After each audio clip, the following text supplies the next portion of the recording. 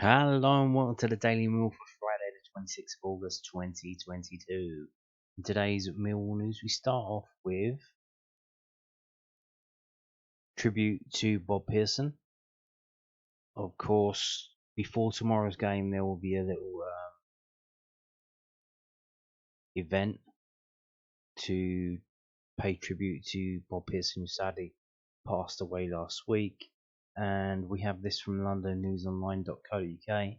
They've been speaking to a number of former Millwall players and got a little tribute from each of those, and we're going to just go through them now. So Bob Pearson was instrumental in building three of Mill's most successful teams, with his role encompassing far more than just being a chief scout. The 83-year-old passed away at the start of last week, and the Lions will hold a minute's applause before they kick off their home game against Reading tomorrow.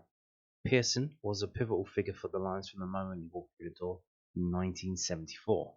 Then manager Gordon Jago wanted to beef up the reputation of the youth team and felt the best way to do that was by winning the FA Youth Cup. Pearson proved exceptional at recruiting the best juniors at the time before academies and with many London clubs not actively scouting. He said they would win the trophy within 3 years. Instead, they lifted that silverware in 1979. By the time Millwall's senior side had won promotion to the top flight in 1988, Pearson's job was triple layered. Effectively a director of football, finding players for the first team and youth setup. Only last week the former England striker Teddy Sheringham told our paper that he owed a huge debt to Pearson, who told him as a youngster that he would represent his country.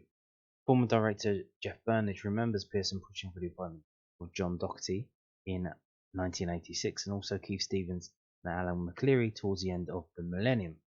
The later managerial pairing left the recruitment in trusted hands, and Millwall reached the 1999 Football League Trophy final, losing 1-0 to Wigan. That side was liberally sprinkled with Pearson acquisitions, namely Neil Harris, Richie Sadler, Stephen Reid, Paul Eiffel and Tim Cahill, just to name a few. What a side that was, he could fall out with people. He reminded me of Sir Alex Ferguson. In some ways because he thought he was right and he didn't always like to debate something, said Burnage. He liked having the ultimate and sometimes the sole authority. But I don't recall Bob being wrong very often, if ever, on who to sign. He made a great contribution to Millwall Football Club. Unfortunately his time came to an end. One vital thing you have to have in that job is good eyesight, and it began to fail him. He was also diabetic, and the time came when working with Theo Perfitis, who believed in him as well, that he wound down and ultimately retired from the game. Here is what some of Mill's leading lights have had to say on Pearson's influence. Neil Harris. Bob signed me. He came to watch him play for Cambridge City. I scored a hat-trick against Fisher in the Cup, and he was there with the old kit man Roy Putt. Then I played at Rothwell in Northamptonshire in the worst conditions ever. The keeper kicked the ball out and he went back off for a corner. They put in a bid for me after the game, and Bob said my attitude was a Millwall attitude. He did everything. He was the only person I met before the day of signing. When Billy Bonds was manager, I met him, Bob and Theo then. He was a nurturing figure for myself and all the boys he brought in, especially those early months when you had your eyes and lows. He was always there to lend an ear, put his arm around you or give you a bit of advice. A patient figure with us. He said to me, "You're a player, son." I never knew what he meant then, but over time I realised it meant he knew from experience that you were going to be a very good player for Millwall, and that's what he was really saying. His record of signing players for the club's not half bad, you know. He was very instrumental in starting us off and supporting Rhino and Macca in their 15 months in charge. He advised them, and the club's philosophy was to give a chance to the younger players: Neil Harris, Paul Eiffel, David Livermore, Richard Sadler, Tim Cahill, Lucas Neal, Matt Lawrence and Robbie Ryan to shine, and the next crop as well, the Ronnie Balls and the Peter Sweeneys. What also went under the radar was that he was the one who signed Sean Dyche and Paul Moody. Bob built that side to give Rhino and Macca the players to pick from. The philosophy was to play the youngsters, and the club would take a year of building or 18 months of pain to get us to that level. He will be sadly missed by the football world, although he might not have been a prominent figure in the last 5 or 10 years. His memory and legendary status at the club shouldn't be underestimated. He was pivotal. Players and managers, we get accolades, but someone like Bob Pearson was instrumental in supporting chairmen, managers and players over a long period. He won't be forgotten in a hurry. That's from Neil Harris there. Richard Sadler said the following thing. I got a one-way flight in August 1996 and Bob picked me up. We stopped off at his house and I signed the contract there. When you're a young player, then your parents and yourself are going to be promised a lot of things by the members of staff at a club that you sign. But Bob delivered on them all. He said, I'm going to keep an eye out for this lad and I'm going to do right by him, give him opportunities in the first team and look after him off the field. He often pulled me aside at the training ground and asked how I was doing, and he relayed to me some of the thoughts that manager had on me or some observation about how I was playing, training or behaving. I was ready to leave Millwall in January 1997. I was nowhere near the first team. I'd just been home for Christmas and I didn't see the point of being a club where I didn't think I was good enough. I was fed up and homesick. What was the point of wasting a year over here to get nowhere? I rang my mum up in tears on a Tuesday night and told her, it isn't going to work here, I'm not good enough and I'm not enjoying it. 3 days later I was called in by Jimmy Nichols, trained with the first team on Friday and made my debut on Saturday. It wasn't until 2 or 3 years later that my mum told me that she had made a phone call to my old manager in Belvedere, who I played for in Dublin, and he contacted Bob, and Bob did the rest at this end. That was the kind of thing he did behind the scenes without any fanfare, not looking for any media coverage, just quietly and discreetly he looked after me. Every player probably has that moment where they think, wow, if that person hadn't done that for me, then how different would my career have gone? Would I have had any career at all? There were 6 of us that went on to have international careers. Lucas Neal, myself, Tim Cahill, Reed, Eiffel and Mark Bircham, who played for Canada. We were all 2, 3, maybe 3 years apart. It's an absurd amount of internationals to come from a 2-year period at a club that had the resources that Millwall did back in 1996 and 1997. We knew he had a lot of influence when Ryan and Macca were in charge on players being signed and released. I came home from the Under-20 World Cup in March 1999, 2 days before the Auto Windscreen Shield final. I've been away the whole month. During the gap between beating Warsaw in the semi-final, I was away with Ireland and Nigeria. We lost our game on a Wednesday, which meant we were flying back to Dublin and then on to London, so I was available to play against Wigan on the Sunday. Now I was knackered. I'd been in ridiculous heat for several weeks, and it was all the travelling. It took a lot out of us all. Bob had rung me on the Thursday. I was still in Nigeria, and he said, just make sure you get home. On the Friday, he asked how I was feeling, and I gave him an honest answer. I'm completely shattered.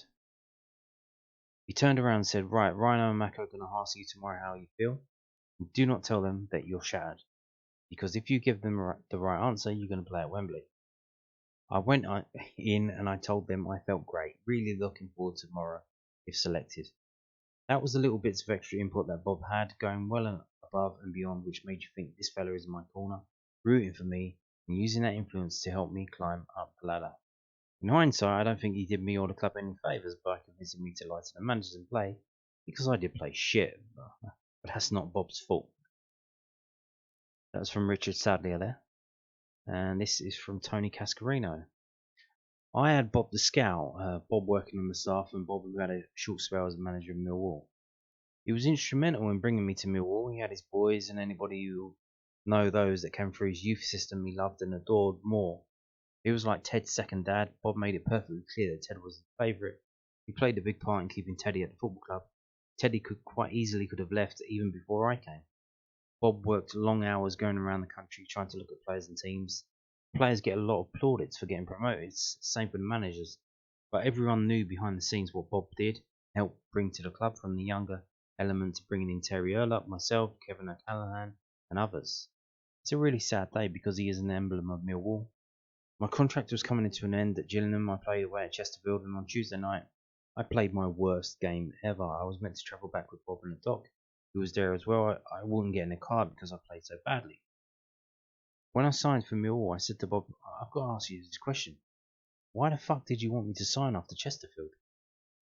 He said, oh, you were shit that night. I'll be honest, I did worry about my judgment. But I had watched you about 25 times before that. And that was from Tony Cascarino. This is from Alan McLeary. A lot of us go a long way back with Bob due to our affiliation with Millwall through the youth system. My earliest memories were being introduced to Bob by a regional scout from South London called Joe Wilson. Bob ran a very, very successful Millwall youth system. I think he'd have admitted his strength was spotting the player. He stepped into the breach when he needed to, but his primary role, and probably most successful role, was as chief scout and scouting in general. Many years ago, it wasn't as organised and clinical as it is now. Even for a club of Millwall size, we were one of the better ones in the whole country, producing young players with the FA Youth Cup win testament to that. Dave Memmott and Kevin O'Callaghan played in that area prior to myself, Keith Stevens and Teddy coming through.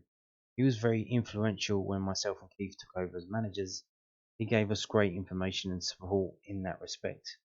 It's a very sad day. It was heartbreaking to hear the news, but I look back at the great times that we had with him. Indeed, it looks like what you could say that the modern Millwall era. Now, those who go all the way back, the 70s were absolute shit for Millwall. We had the 60s, 66, 67, where we set the record in the whole country for the most home wins in a row. I think it was. It went out to like something like 53, I believe. And then come the 70s and all that came with that, and we were down, I think, in the 4th division. It was not a good time to be a Millwall fan, and it seems that the renaissance that we've had since then, from the 80s, getting into the top league, the first division as it was then, as the Premier League is now, where we had our 2 seasons there. You could say that that is more or less because of this man, Bob Pearson. He did that. Now, not on his own, of course, but he had the vision that brought in the players, and the players played how they did, and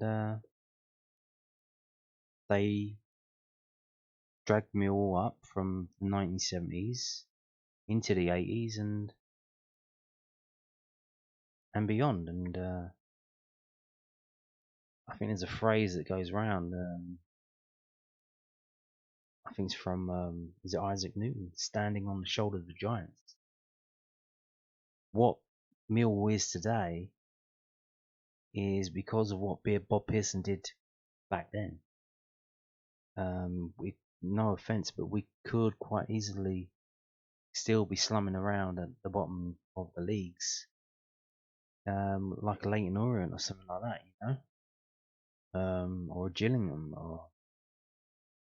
but we're in the second league, doing quite well, and we've been yo-yoing basically between the third and the second league, and that's the success of that. And you might not think that's success because we're not in the Premier League, but we've had semi-finals in the FA Cup, we've had playoffs as well. And that's because of what Bob Pearson did back in the day and what's been built on that. And we see people like John Berylson now building more. We've seen, I don't know if you've seen the plans for the training ground, but they're absolutely phenomenal. There's a lot of hard work going in there. They're being attacked by NIMBYs right now, but hopefully that will get through and that will get built, and that will take the club to another level. And who knows where we'll be in 20 years' time? Who knows? After John Berylson's passed away, we can look back and see what he's built and how great he was for the club. And people are saying that now, but yeah, Bob Pearson, the Millwall that you know and love right now, is partly down to him. So thank you, Bob. Move on now to modern era. So this is from londonnewsonline.co.uk. It's been eventful. Mills, Mr. Versatile, backing them to stem the flow of goals at the wrong end of the pitch. Ryan Leonard is backing Millwall to tighten up defensively after conceding 8 goals in their opening 5 championship matches. The Lions have built a reputation as a largely miserly backline since winning promotion from League One, but only Middlesbrough and 9 have conceded more goals. Yeah, I told you this in yesterday's video. We have the second most leakiest defence in the league right now. Mill have been breached 8 times, although 6 of those have been on their travels. 4 of their next 6 fixtures are at Den, where the Lions have an impressive record of 10 wins and 2 draws in the last 13 league fixtures. Yeah, but that's same old, same old. Yes, we can get results at home. But then we get the results at home, we go up the table, we go away, we lose, we drop back down. It's 1 step forward, 2 steps back. We need to win away games. We don't have to win that many. I think last year we won 5. We need to win like 8 or 9. It's not that much of an increase. But we do need to increase it. Because we were basically 7th going into the last game of the season. We ended up 9th. We were so close. And it's the away form that did it, because we've basically maxed out our home form. The margins that we can get in terms of increasing our points totals at home is very thin. If anything, we're probably more likely to get less points at home this season, even just by a little bit. We need to do something about our away games. They have twice fought back from 2-goal deficits to take points in the current campaign, a 3-2 win over Coventry in SC16 and a 2-2 draw at Swansea. The one word to describe our season so far would be eventful, said Leonard. We've had a decent start. At home we would have been brilliant, and away we struggled a little bit. It's early doors and we've got a good amount of points on the board. We know our away form needs to improve. Well, at least he knows. We kept a clean sheet on Friday on the first day of the season, and we've always built off a strong defence. We know as a group we need to improve on that and be better, but the positive thing is that the lads at the top end of the pitch are getting goals and also creating chances in open play. Hopefully with a bit of work on the training ground this week and moving forward, we can show we've really worked on it. It's nice that the lads at the top end of the pitch are pulling us through at the moment. Millwall can chalk up a 6th straight home championship win for the first time since the 2010-2011 season when they host Reading tomorrow. They banked 45 points at the Den last season, only bettered by AFC Bournemouth and Fulham, both 46, who took the automatic promotion spots. I've been there as an away player and it's not a nice place to go. It's hostile and the crowd really get behind us, said Leonard. We play with a real intensity at home and that does put teams under a lot of pressure. It's hard to win away games in the Championship and the Den proves that more than most places in the league. We've created a bit of an aura there. Fantastic. Take that aura with you when you go away, please. Do something. So, it's now Ryan Leonard hasn't been playing that much. What can he do if he doesn't play? Now, is it Vogey time? Now, news at Den, they spell Vogey V-I-G-I, but Richard Corley of the South London Press has gone for V-O-G-E-Y. So is it Vogey time? Mill boss Gary Rowett on whether German striker is ready for a Den start. Mill manager Gary Rowett is weighing up the right time to unleash Andreas Voglsammer from the start of the match. The German 30 has hit the bar in his first 2 highly promising substitute appearances for the Lions since his transfer from Union Berlin earlier this month. And plenty of the club's fans have already taken to shine to Voglsammer, who is likely to gain his first 10 minutes tomorrow when Reading head to SC16. Last season's top scorer Ben Kofoe is yet to get off the mark in 5 appearances this season. Asked when Voglsammer could be ready for the starting lineup, Rowett told the South London Press, I think Vogey is very close. When he first came in, he said he hadn't started many games and felt he needed to get a little bit of time to get that power back to be able to impact games for 90 minutes. Why are you saying 90 minutes? We live in the world of 5 substitutes. Ain't no fucking players need to play 90 minutes anymore. You can have 2 strikers running their bollocks off for 45 minutes. Done. That's it. Play one, then play the other. All this, he has to last 90 minutes. No, he doesn't. You have 5 substitutes, so only 6 players need to last 90 minutes. The goalkeeper, probably 2 centre-backs, 2 midfielders, and then another player. You can change every other player. You do not need to do that. What the fuck are you talking about lasting 90 minutes? This is the problem. The the paradigm has shifted. Get with it. Otherwise, you could see yourself out of a job when all the other managers figure it out and do better than you.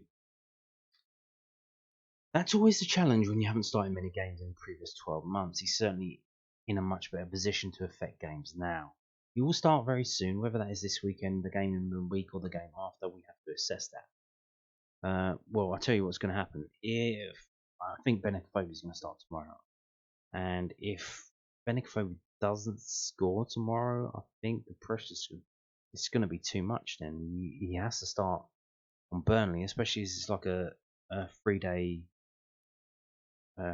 between the two games. You're going to feel like, well, you didn't score when you're fully fit against Reading, Bennett. We're going to have to drop you against Burnley. So, and then we'll see what happens then. Because if Voglsammer scores one or even a couple, it's his place to start. It is the same with Zion. He's missed a little period after pre-season. Again, it's assessing whether a player can have more effect in 30 minutes than they can in the first 60 minutes, because realistically, they are not going to get through the 90 at the moment. They don't need to. There's a question of how we can bring them along nicely so that when they are ready to start, they are ready to stay in the team, not just come in for that match, then come back out again. It is a physically demanding league, but Vogey has come from fast-paced football and slotted in really, really well. He's a very good finisher in training. He embraces the aggression of the game, and that's why he always wanted to play in England, and also why I've kept such a close eye on him. He looks tailor-made for this level. When a player does well, everyone wants him to start, but I've got to think about 46 games and making sure they are ready for that load. He's been very, very unlucky not to be on the score sheet already. Millwall will hold a minute's applause before tomorrow's match. The remarkably respected former scout Bob Pearson, 83, who passed away at the start of last week. And they've already touched on this, but they've got a separate story out of it. I don't know why. Millwall are bidding to make it 6 successive championship wins in a row at the Den for the first time since the 2010-2011 season. The Lions last achieved that feat in England's second tier between December and February more than a decade ago. In the season when we were celebrating 125 years at the Den, and they did that shirt with all the little names on there. Still got my one. I'm still wearing it. I've got two actually. One's in a drawer, still in the wrapper, and one that I wear. I love that shirt. Probably one of the best shirts Macron did for us. Absolutely brilliant, that shirt. Garrett's team have not lost an SD16 since the 1-0 reverse to Swansea City at the start of April. You know what? I keep reading that we haven't lost for a while. It's kind of building up, isn't it? Are we going to lose tomorrow? That's what seems to be. I'm pulling out of the ether. They keep saying, 6 in a row. Is it going to be 7 in a row? Streaks can only go on for so long before they get broken. And we'll get onto that later when we get into the actual preview of the game. Our aim is to win every game at home. It has to be, said the linesman Scarrett. We know the attitude, atmosphere, and everything together. That little bit of synergy with the fans. That there is a lot more demand on the team. We've been able to step up and perform really well in front of them, results-wise as well as performance-wise. Very different games as well. You've seen some of the game. We've been very comfortable, and other ones where we've had to have a little bit of adversity. Often in the second half of the games, where we managed to show the character and determination to get back in the game and win it. We're proud of it and realise records are there to be broken. We're certainly not making a big issue out of it ourselves, because we've got to keep maintaining those performances. We just want to win every game. It's nice to be able to share that home form with some of the players we tried to sign in the summer to show what we're about. We need to get better results on the road. At the same time, if you win your home games in this division, then the reality is you're not going to be a million miles away. The problem with football is nothing stays the same forever. You can win 20 games at home, but there is no one then not saying you're going to lose the next 3. You've got to work hard to protect and keep doing things right. One of the biggest factors at home that we've played with a lot less fear and freedom. Not worried about it. We don't want any run to feel like we're protecting the run rather than just going out to win every game. That's the important bit. Hopefully, the fans have been pleased with our performances. Indeed, very entertaining. I imagine the fans who travel away would like some of that as well, especially the time that they invest in that. So, here we go. We're going to get into the preview of the game now. It's from newsatden.co.uk. Millwall boss analyses Reading ahead of clash. Gary Rowett has given his verdict on Reading ahead of Mill's clash against the Royals at Den. Despite being tipped as favourites for relegation this season, Paul Wince's men sat third in the championship table on 9 points after 5 games, winning 3 and losing 2. Yeah, here's the other thing. They're like us. They're exactly like us. They won their own games. They've lost their away games. They are literally little Millwall. It means that so far they performed above all expectations, although the Millwall boss believes that his side won't struggle to analyse their upcoming opponents ahead of Saturday's match.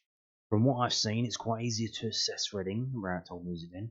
They've got a distinct style. They've been 5-3-2. They've not given much away in their games.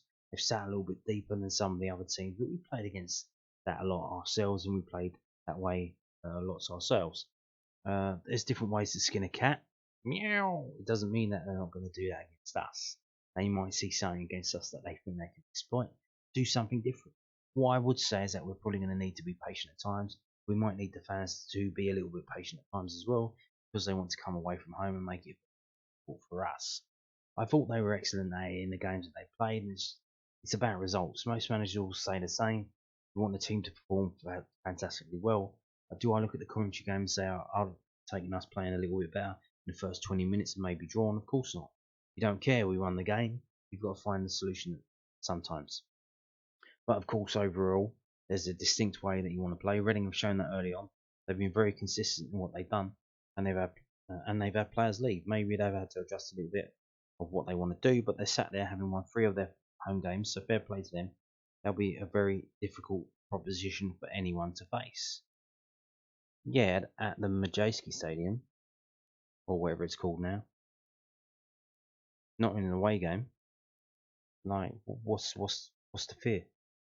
What's the fear? Well, let's have a look at the historical record, going all the way back to 1921. Division 3 South, 7th of May 1921, Millwall versus Reading, we won 2-0. And we kind of smashed them.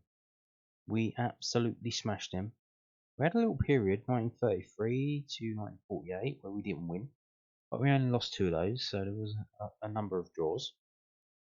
But as you go into the 1950s, 1960s, 1981, sea of wins. Lots of wins. And then, so you can see here, 30-year gap between defeats. Millwall versus Reading in 1951, we lost 3-1. And then in 1981, 30 years later, about 10 games later as well, we lost 1-0 at home. This is from 11v11.com. I don't know if I said that already. And then we go back to winning or drawing, but mostly winning against Reading. And then comes the dark times, 23. So I think that's before they went up to Premier League, but because they were in League Division 1. Oh, that was Championship still. I think that was the name for the Championship before they went to the Championship. But I think that is around the time when Majewski started pumping in money, and they got good. And because they got good, they started coming to the Den and winning. There's an absolute sea of red here. This is unprecedented historically. Was this 1, 2, 3, 4, 5, 6, 7 games, 1 win, and 2 draws. So we had trouble against them because they were actually pretty good. They had some decent players, and then it went away, and Majewski left, and I think some Russian guy come in and something. I don't know what's happened there, but they've obviously fallen off now, and we've started winning again, which is good. 2017, 18, 20. They did get a draw in November 2020, 1-1, but we are basically 4 wins out of the last 5 games, or 4 wins out of the last 6 games. We haven't lost in the last 7 games. That's 3-0 in 2014, many years ago. So historically, we beat the shit out of them. We beat them like a drum. We beat them like a steel drum because it's bank holiday weekend, so that Notting Hill Carnival. We beat them like a steel drum at Millwall, but again at Reading, look at that sea of red at Reading, absolute sea of red. Loss, loss, loss, loss, loss. We lose at Reading, but we win at the Den. Weird fixture, but here's what it is. So, what's going to happen now? Is the streak going to continue, or are we going to lose again? So, this is from whoscored.com. We're going to go actually to this one first. We're going to go to the middle. Bit of a feisty affair. Last 6 games, they had 2 players sent off in the same game on Boxing Day. Remember that one, 2018? They had 2 players sent off and we only won 1-0. But in the last 6 games, we've scored 7 goals and they've scored 2. That is not a lot of goals for 6 games. We've won 4, drawn 2. They haven't won any. Interesting stuff. Scrolling past, you can see the early table there, 3rd and 10th, but it's 2 points in it. They either win or they lose. They haven't drawn yet. Is that another clue? Maybe they might draw. They're probably going to try and draw because this is their away form so far. They did beat AFC Wimbledon pre-season friendly. They won 2-0. But in the league, in away games, they lost at Blackpool 1-0 and they lost at Rotherham 4-0. Now, obviously, like us, they're a Southern club. They've got a lot of travelling to do. That might be a factor as well. But for Millwall, their home form, 2 pre-season friendlies, Hamby and Ipswich draws. Stoke game, 1-2-0, kept a clean sheet, nice. The other game, we were 2-0 down, had to come back, win 3-2. They had a man sent off as well, so that helped. Interesting stuff. So which Millwall's going to turn up? Now, seeing as Stoke sacked their manager, I think there is some, you could say that the Stoke game was because Stoke was shit, not because Millwall were that good as well. Plus we had to rely on 2 set-piece goals from Charlie Cresswell, and we all thought he was the second coming. And it turns out maybe he's not, and we've conceded many goals since then. So, here's the strengths and weaknesses. Quite funny. One of Mill's weaknesses is very, very weak. Defending against skillful players.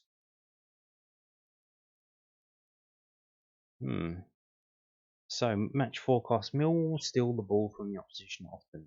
Quite likely. Okay, so let's go back to whoscored.com on the other page. They seem to have a fair few injuries at the moment. Now, is that going to be the team Voglsammer and Vogey up front? That might be pretty. That might be one way of not putting anyone noses out of joint. But then who do you have? Well, I suppose Bradshaw's available on the bench to bring on if you need to. Tyler Burry as well, although he's a different type of forward. Honeyman. Do you want him playing there? Do you want him playing further back? I don't know, but they seem to have a lot of injuries, but this website isn't always the best fit for injuries. We only have one, Mason Bennett. So, match facts. Reading have been losing at both half-time and full-time in their last 4 away matches in the Championship. So this is going back into last season as well. So, if you're at this game, or you're watching this game, or you're following this game, we are not winning at half-time. Ring-a-ring-a, ding-ding-ding, alarm bells should be sounding, because Reading have been losing at both half-time and full-time in their last 4 away matches in the Championship. Millwall won their last 5 home matches in the Championship. Reading have failed to score in the last 4 away matches in the Championship. So if we let them score a goal, again, alarm bells ring. Reading have lost their last 4 away matches in the Championship. Yeah, no shit. Mill have seen under 2.5 goals in their last 4 home matches against Reading in all competitions. Yeah, as I just showed you, last 6 games, we've scored 7 goals, they've scored 2. Mill have scored at least 2 goals in their last 5 matches.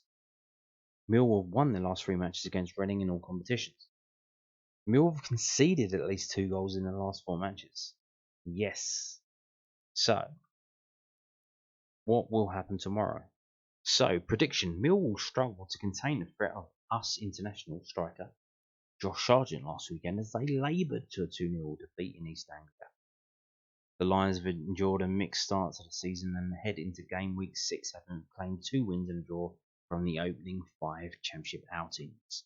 Nobody expected Paulin's Reading side to occupy third place at the 5-game mark following the 4-0 defeat against Rotherham, but the Royals have claimed back-to-back home wins and clean sheets against Blackburn and Middlesbrough since. Berkshire Club are still yet to claim a point on the travels, but that could end here. That's another factor as well. So, in terms of travelling to away games for these southern teams, it's a long way to go. But these northern teams that have got to come down to Reading, come down to Millwall, it's a long way for them as well, isn't it? On the other end, that might be one reason why our home form's pretty decent. And same for Reading, their home form pretty decent, their away form's not, because they have to travel. We have to travel a long way up north. And the northern teams have to travel a long way down south. So that might be a factor. Now, if you look on the right hand side, I just want to point something out. Assists, Scott Malone, 2. So all those people who think he's playing shit and want him dropped, he has 2 assists. He's not getting dropped if he's had the most assists. Just putting that out there. And WhoScored.com predict Millwall 1, Reading 1. So, based on nothing, because Reading are good at home, they think they're going to come here and get a draw. Interesting stuff. Interesting. Now, moving on to David Prutton. What is he predicting? So, this is from SkySports.com. David Prutton does his predictions. What is he predicting today? Let's scroll down and see where we are. Okay. Obviously, they do the Sky live games first because it's all about the money, isn't it? Here we are. Millwall versus Reading. Saturday at 3 p.m. Millwall were beaten pretty comfortably at Norwich last weekend, but they've always been pretty good under Gary Rowett, bouncing back with a poor result. Reading have responded brilliantly from that thumping at Rotherham, 2 great wins on the spin. I think a draw here would also be a good result for the Royals. And he also predicts 1-1. Why? Literally, they're taking Reading's home form, which is good, and put it in on this game, which is an away game for them, which historically, as I've just shown you, they are absolutely shit at. They never win at Millwall, except for that little spell they had when they were pumped full of money from Mr. Majewski. So historically, they're shit at Millwall, and most recently, they're shit at Millwall. And at the start of this season, they've won 3 home games and lost both of their away games. Losing at Rotherham, who are shit, no offence Rotherham, 4-0. Now you could say, like I said, maybe it's the travelling up north that does it. Now obviously they've got to come down the M4 and then around the M25 probably, or maybe they go for Central or South Circular. But maybe because it's not that far to travel, they might actually not play so shit. That might be a factor. But I don't think so. I do not think so.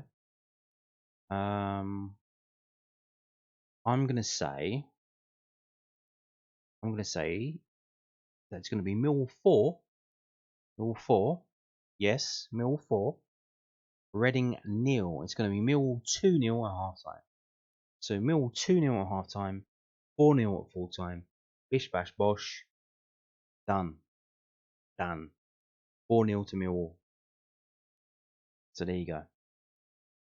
And on that note, thank you for watching.